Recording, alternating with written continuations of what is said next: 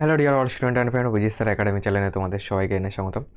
তো আজকের ক্লাসে আমরা কোণের টোটাল কনসেপ্ট সম্বন্ধে জানবো, যা তোমাদের প্রাইমারি ইন্টারভিউ বলো, প্রাইমারি টেট বলো এবং অন্যান্য চাকরি পরীক্ষার ক্ষেত্রেও কিন্তু কোণের কনসেপ্ট তোমাদের কিন্তু কাজে লাগবে। রেলওয়ে পরীক্ষার জন্য কিন্তু তোমাদের কিন্তু তুমি যদি রেলওয়ে প্রিভিয়াস এর কোশ্চেন দেখো, কোণের কনসেপ্ট থেকে কিন্তু কিন্তু বহু পরীক্ষায় কিন্তু তোমার কোশ্চেন এসছে। তো কোণের মোটামুটি বেসিক কনসেপ্ট আজকের ভিডিওর মধ্যে তোমাদের ক্লিয়ার করে দেবো, যাতে প্রত্যেকটা এক্সাম কভার হয়। তো দেখো, ফার্স্ট যদি আমরা বলি কোণ,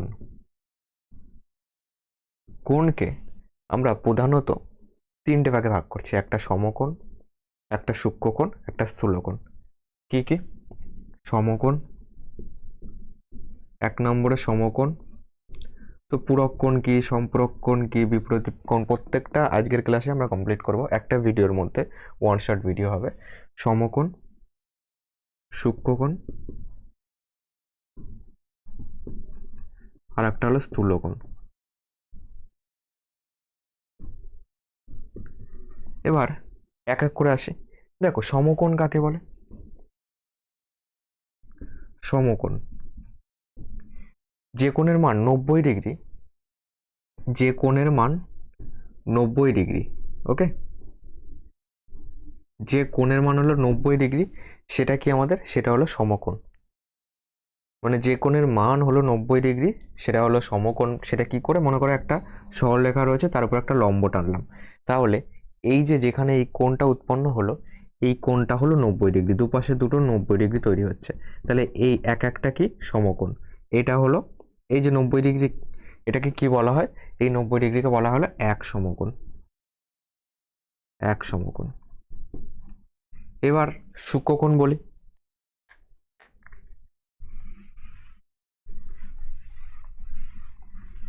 সমকোণ গেল, এবার সূক্ষ্মকোণে আসো। চলো সূক্ষ্মকোণে আসো।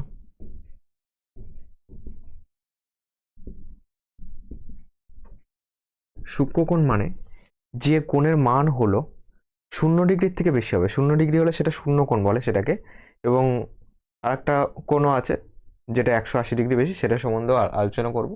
দেখো, সূক্ষ্মকোণ, সূক্ষ্মকোণ মানে যে কোণের মান হলো 0 ডিগ্রির বেশি, মানে হলো 0 ডিগ্রির বড় হবে, 0 ডিগ্রির থেকে বড় হবে, কিন্তু 90 ডিগ্রি অর্থাৎ এক সমকোণের থেকে ছোট। তাকে আমরা কি বলবো? তাকে আমরা বলবো স্থূলকোণ। 90 ডিগ্রির থেকে ছোট। মনে করে এইখানে একটা কোণ রয়েছে, চলো কোণকে আমরা তোমার থিটা দিচ্ছি, আর এটা হলো তোমার কার থেকে ছোট? 90 ডিগ্রির থেকে ছোট। তাহলে যে কোণের মান তোমার 0 ডিগ্রির থেকে বড়, 90 ডিগ্রির থেকে ছোট, সেটা হলো আমাদের হয়ে গেল সূক্ষ্মকোণ। ঠিক আছে, 90 ডিগ্রি মানে এক সমকোণের থেকে ছোট। তারপর হলো স্থূলকোণ।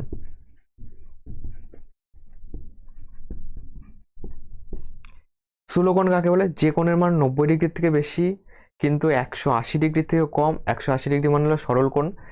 যে কোণের মান 90 ডিগ্রি থেকে বেশি কিন্তু কম হবে 180 ডিগ্রির থেকে, সেটা হলো আমাদের স্থূলকোণ। ওকে, এবার শূন্যকোণ যদি বলি,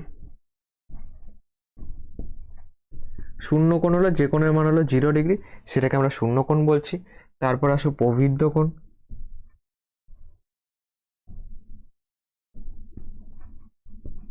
প্রবৃদ্ধ কোণ, ওকে। প্রবৃদ্ধ কোণ মানে কি? যে কোণের মান হলো 180 ডিগ্রির থেকে বড় হবে কিন্তু 360 ডিগ্রির থেকে ছোট হবে, সেটাকে বলা হলো প্রবৃদ্ধ কোণ। ওকে, এই গেল। এবার যদি বলি 360 ডিগ্রি কি কোণ? 360 ডিগ্রি হলো একটা সম্পূর্ণ কোণ। এবার কোণের যেই যেই জায়গার থেকে তোমাদের কনসেপ্টটা ক্লিয়ার করা আরো ভালোভাবে দরকার রেলওয়ে পরীক্ষার জন্যও, সেই জায়গাটায় আসি। মনে করো এই যে দুটো সরলরেখা একে অপরকে ছেদ করে গেল, এখান থেকে কি তৈরি হবে বলতো? এখান থেকে তৈরি হবে হলো বিপ্রতীপ কোণ। বিপ্রতীপ কোণ, বিপ্রতীপ মানে মনে করো এই সরলরেখাটা হলো এ বি, এই সরলরেখাটা হলো সি ডি। তাহলে এখানে আমরা চারটে কোণ পাচ্ছি, এই একটা, এই একটা, এই একটা, এই একটা। ওকে, মনে করো এই কোণটার কিছু একটা মান ধরে নাও।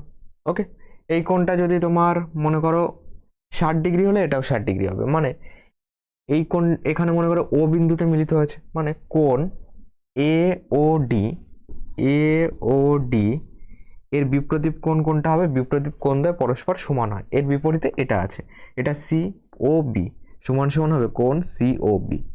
মানে এই কোণটা, এই কোণটার এই কোণটা, এই দুটো সমান। আবার এই কোণটা সমান, মানে কোণ এ ও সি, এখানে লিখছি চলো কোণ এ ও সি, এ ও সি আর ডি ও বি বা বি ও ডি, এ ও সি সমান সমান কোণ বি ও ডি, বি ও ডি। বোঝা গেল? বিপ্রতীপ কোণ পরস্পর সমান হয়, মানে এই কোণটা সমান এটা, এটার সমান এটা। ওকে, এবার আসবো একান্তর কোণের কনসেপ্টে। ওকে,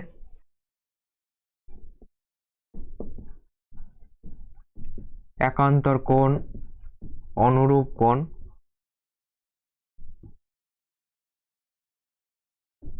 অনুরূপ কোণ পরস্পর সমান হয়। এটা কিভাবে দেখাবো? পরস্পর সমান হয়,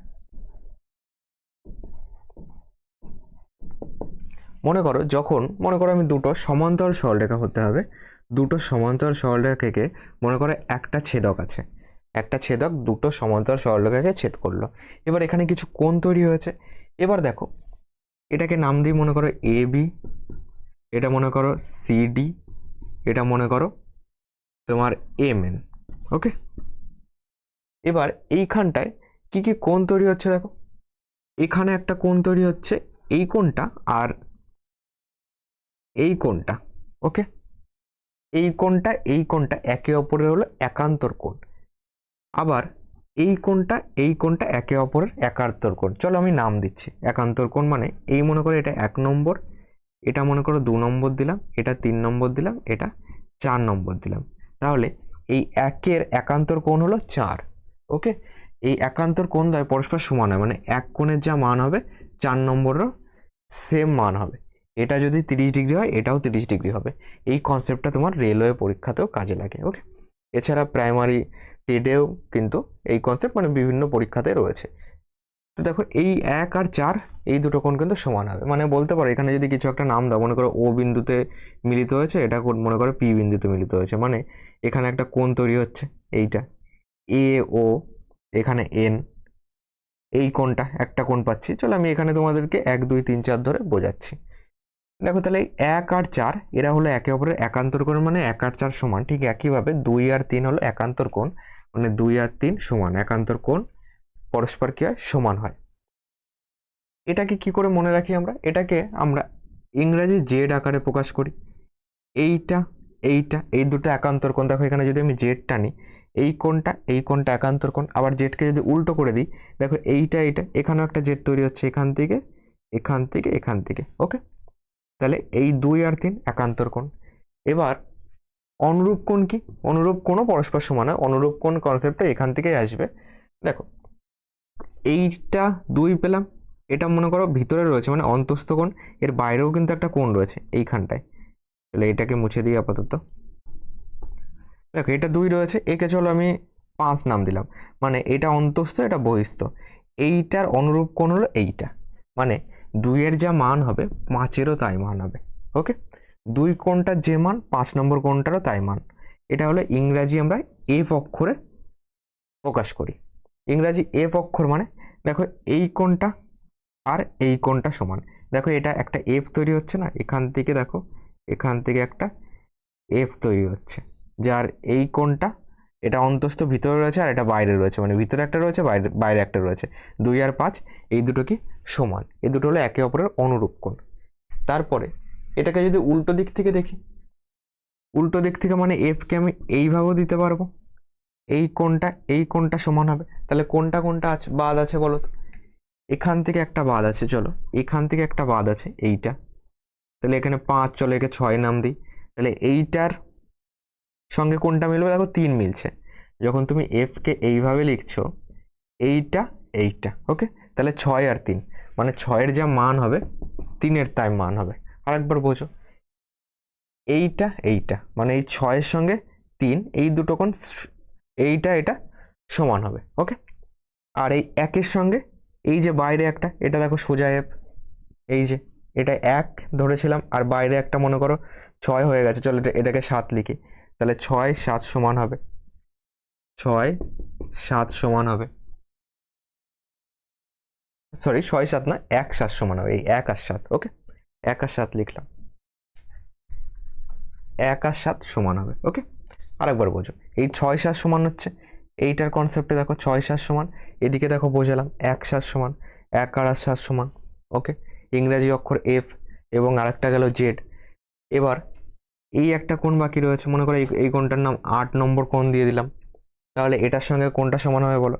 এটার সঙ্গে তোমার এটা বাইরে রয়েছে আর ভিতরে রয়েছে এটা, তাহলে 4 আর 8 পরস্পর সমান হবে। ওকে, 4 আর 8 পরস্পর সমান হবে। দেখো এখানে একটা এফ তৈরি হচ্ছে না, এইটা হলো 4 নম্বর, এটাকে এখানে লিখছি, আর এটা হলো 8 নম্বর, 4 আর 8 পরস্পর সমান হবে।